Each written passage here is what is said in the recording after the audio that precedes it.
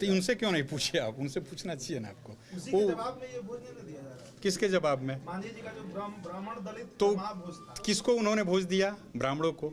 तो ब्राह्मणों को उन्होंने भोज दिया ही, तो ब्राह्मण फिर जवाब में भोज क्यों देगा भाई? हाँ, ऐसा क्या है? ऐसा नहीं है। देखिए, ब्राह्मण को किसी जाति में नहीं बांधा जा सकता।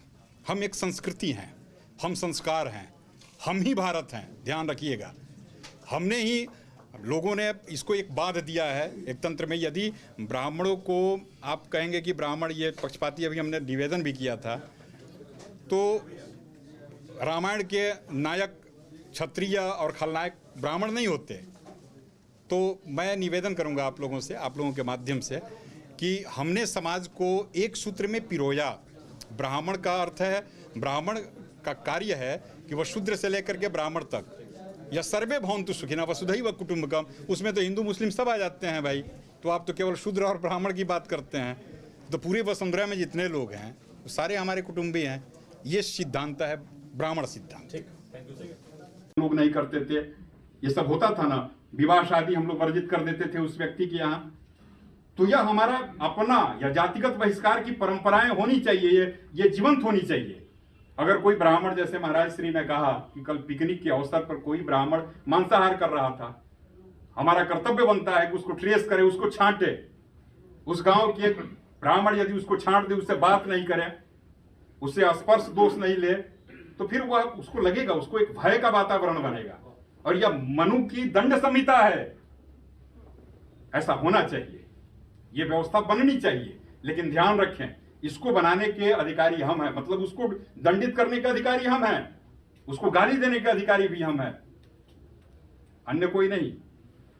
और यह मैं कहना चाहूंगा कि इससे भयान्वित होने की आवश्यकता नहीं है। अरे भैया, जब इस संस्कृति के ऊपर हजारों लाखों करोड़ों वर्षों से हिरण्याक्ष, हिरण्यकश्यपु जैसा बलशाली व्यक्ति जब इसको मिटाना चाहा, नहीं मिटा पाया, रावण जैसा व्यक्ति मिटाना चाहा, नहीं मिटा पाया, कंस नहीं मिटा पाया, तो मूस का टांग चाभने वाला व्यक्ति से संस्कृति मिटेगी? उसमें कहां से इतना सामर्थ्य आ गया जी? शर्त एक है।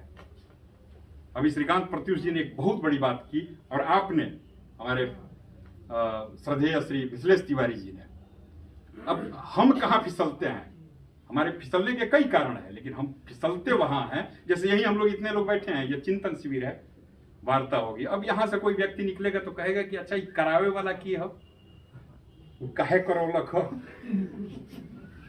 ओकर लाभ हानि का कुछ तो कुछ कारण होई, मतलब अब वो, अब उसमें जो लाभ हानि वो देखना शुरू करेगा, और यहीं से अब शुरू हो जाएगी भिन्न भिन्न प्रकार की बातें, और फिर भिन्न भिन्न बातें। मैं धन्यवाद देना चाहूंगा मिथिलेश तिवारी जी को कि इन्होंने उस समय, हम लोग तो बाहर थे, यहाँ से, लेकिन हमने जो देखा सुना, इन्होंने ये परवाह नहीं किया कि मेरा पार्टी का गाइडलाइन क्या है।